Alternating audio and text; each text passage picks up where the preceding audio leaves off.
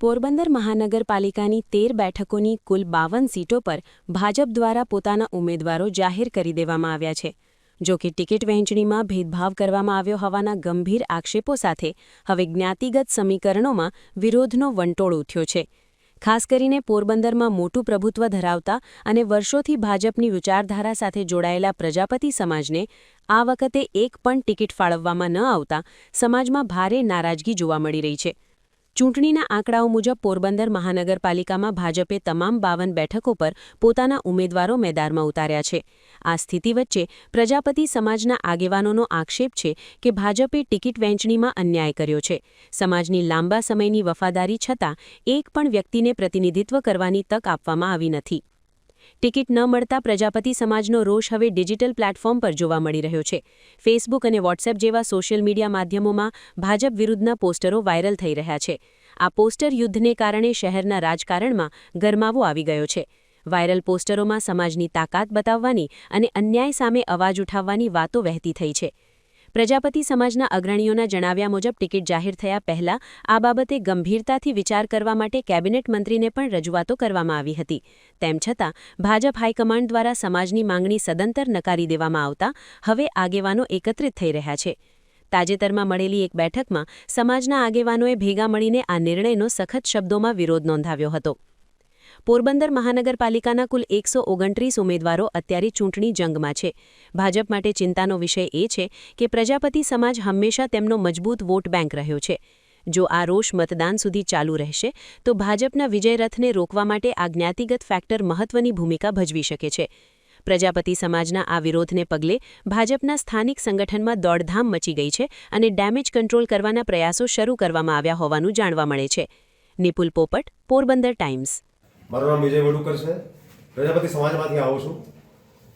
સ્થાનિક સ્વરાજ્યની ચૂંટણી પોરબંદર મહાનગરપાલિકા, તાલુકા પંચાયત તેમજ જિલ્લા પંચાયતનું જાહેરનામું જ્યારથી પ્રસિદ્ધ થયું ત્યારથી પોરબંદર મહાનગરપાલિકામાં અમારા સમાજની માંગણી માત્ર 1 કે 2 ટિકિટ પૂરતી હતી કે જેની રજૂઆત અમે પોરબંદર જિલ્લા ભાજપ પ્રમુખ શ્રી ડૉક્ટર ચેતનાબેન તિવારી સાથે પોરબંદર જિલ્લા ભાજપ મહામંત્રી શ્રી પ્રવીણભાઈ ખોરાવા, પ્રવીણભાઈ ઓડેદરા અને રામભાઈ કરગટિયાને કરેલી હતી. વખતો વખત રજૂઆત કરવામાં આવી અમારા સમગ્ર સમાજ દ્વારા. છાયા કડિયાપ્લોટ, જુવેલી અને નવાપુર બરોડા સમાજના પ્રમુખશ્રી, ઉપપ્રમુખશ્રી તેમજ તમામ વ્યક્તિઓ દ્વારા આ રજૂઆત કરવામાં આવેલી કે અમારા સમાજને મહાનગરપાલિકાની અંદર એક ટિકિટ ફાળવણી કરવામાં આવે ઓછામાં ઓછી. એમ છતાં અમારી લાગણી અને માગણી સંતોષવામાં ના આવી અને ફોર્મ ભરવાને માટે જ્યારે ઉપરથી પ્રદેશમાંથી યાદી જાહેર કરવામાં આવી ત્યારે અમારા સમાજનું એક પણ નામ એની અંદર હતું નહીં અને અમારી સાથે એ રીતે રાજરમત રમવામાં આવી, દગો કરવામાં આવ્યો. અમારા સ્વાભિમાનને ઠેસ પહોંચાડવામાં આવી.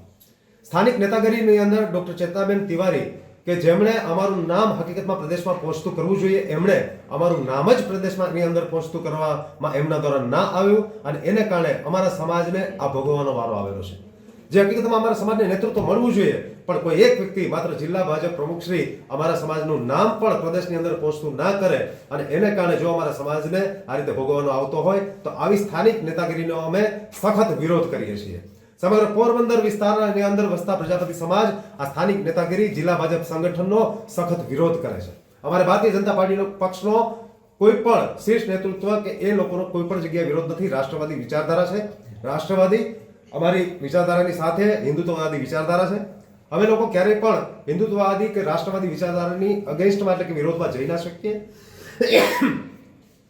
આ જે તે ઉમેદવારો નક્કી કરવામાં આવેલા છે 52 એ 52 ઉમેદવારોમાંથી ચેતનાબેન તિવારી દ્વારા એવું જાહેર કરવામાં આવ્યું ટિકિટ આપી દીધા પછી ફોર્મ ભર્યા પછી કે આ 52 ઉમેદવારો છે એમની લાયકાત અને યોગ્યતાના આધારે એમને પસંદ કરવામાં આવે છે. મારો પ્રશ્ન એ છે કે લાયકાત અને યોગ્યતા કયા પ્રકારની? જે ઉમેદવારોએ ભારતીય જનતા પાર્ટીના કાર્યાલયનું પગથિયું પહેલી વખત ચડ્યું કે જ્યારે ફોર્મ ભરતી વખતે માત્ર ફોર્મ ભરવાને માટે ભારતીય જનતા પાર્ટીનું કાર્યાલય જોયું, એવા ઉમેદવારો કે સક્રિય સભ્ય તો ઠીક છે, ભારતીય જનતા પાર્ટીના સામાન્ય ઉમેદવારો સામાન્ય સભ્યો પણ નથી, એવા વ્યક્તિઓ કે જે મહામંત્રીશ્રીના અંગત સંબંધી છે એમનું ફોર્મ ભરવામાં આવ્યું, એમને ટિકિટ ફાળવવામાં આવી. એવા વ્યક્તિઓ કે જે ડૉક્ટર ચેતનાબેન તિવારી સાથે કોઈને કોઈ રીતે અંગત રીતે જોડાયેલા છે એમને ટિકિટ ફાળવવામાં આવી. આ સગાવાદ, વાલા દવલાની નીતિ, મારું તારું આ પ્રકારની ભેદભાવ ભરેલી નીતિ અપનાવવામાં આવી અને પ્રજાપતિ સમાજને આ અર્થમાં સંપૂર્ણપણે અન્યાય કરવામાં આવ્યો. આ અન્યાય અમે સાખી લેવાના નથી. અમારો સમગ્ર સમાજ નક્કી કરશે કે આવનારા સમયમાં ચૂંટણીના દિવસે ઈવીએમ ની અંદર એ બેલેટ પેપર કે મતદાન પત્રની અંદર ક્યાં અમારે મતદાન આપવો એ અમારો સમગ્ર સમાજ નક્કી કરશે અને એ દિશામાં અમારો સમાજ જશે, મતદાન કરશે અને અમને અન્યાય કરનાર વ્યક્તિઓને એ પ્રતીત કરાવશે, એ સાબિત કરાવશે કે અમારા પ્રજાપતિ સમાજનું અસ્તિત્વ સમગ્ર પોરબંદરની અંદર રહેલું છે કે જેને આપણે આપ સૌને આવનારા સમયની અંદર માનવું રહ્યું. અમારો ઈરાદો ક્યાંય કોઈને નુકસાની પહોંચાડવાનો નથી, પણ અમારે અમારું સ્વાભિમાન ટકાવવા માટે અમારું અસ્તિત્વ છે એ સાબિત કરવાની આપે અમને ફરજ પાડી છે અને એટલા માટે અમે આ કરવા જઈ રહ્યા છીએ. આવનારા સમયની અંદર સ્થાનિક નેતાગીરી દ્વારા પ્રદેશ ભાજપ દ્વારા ઘડવામાં આવેલા નિયમો એટલે કે 60 વર્ષથી વધારે ઉંમર ન હોવી જોઈએ, સક્રિય સભ્ય છેલ્લા 4 વર્ષથી હોવા જોઈએ, એ ઉપરાંત 3 ટર્મ ચૂંટણી લડેલા ના હોવા જોઈએ. આ તમામ નિયમોને સ્થાનિક નેતાગીરી ઘોડીને પી ગયેલી છે. સ્થાનિક નેતાગીરી પ્રદેશની નેતાગીરી દ્વારા આપેલા નિયમોને પણ અનુસરેલા નથી. પોતાના અંગત સગા સંબંધીઓ, પોતાના અંગત વ્યક્તિઓને ટિકિટ આપવામાં કોઈ પણ નિયમને એ લોકોએ ગણતરીમાં લીધેલો નથી અને એટલા માટે અમારો પ્રજાપતિ સમાજ વાલા દવલાની નીતિનો વિરોધ કરે છે. મારા પોતાના અને તારા મારા એ નીતિનો વિરોધ કરે છે અને આવનારી 26 તારીખે મતદાનના દિવસે અમારો સમગ્ર સમાજ કંઈક નવા જૂની કરવાના મૂડમાં હોય અને અમે અપીલ કરવાના છીએ સમગ્ર સમાજને કે પોતાના સ્વાભિમાનને ધ્યાનમાં રાખી અને મતદાન કરે. બસ આટલું જ અમે કહેવા ઈચ્છીએ છીએ, આના કરતાં વિશેષ કશું જ નહીં.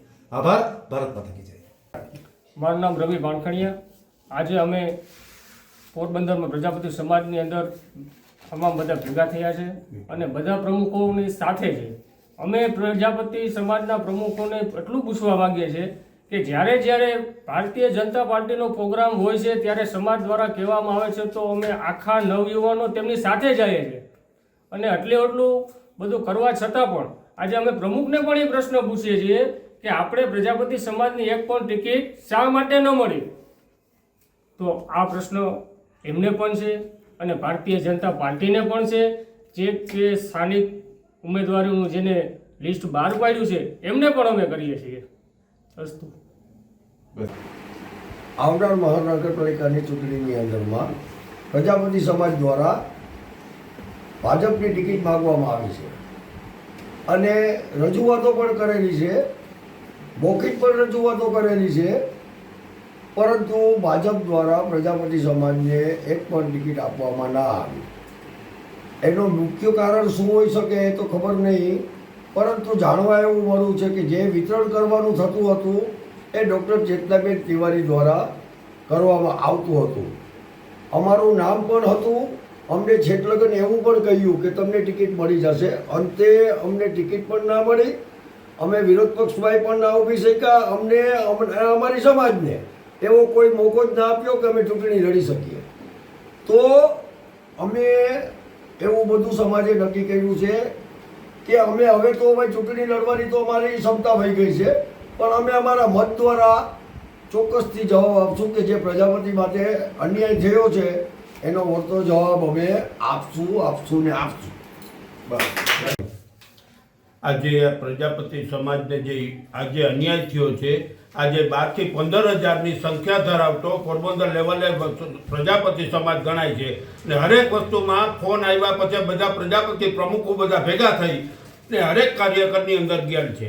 બધીને સપોર્ટ આપ્યો છે, ભારતીય જનતા પાર્ટીને સપોર્ટ આપ્યો છે, પણ સ્થાનિક આજે ચેતનાબેન તિવારીએ આજે જે પ્રજાપતિ સમાજને અન્યાય કર્યો છે એ સહન નહીં થઈ. આવતા સમયમાં હું વિચાર કરવો કે એની મરજી પડે એમ ટિકિટ દઈ શકે છે. ચેરિટેબલ ટ્રસ્ટના પ્રમુખ પોતે બોલું છે પ્રવીણભાઈ ગોહેલ.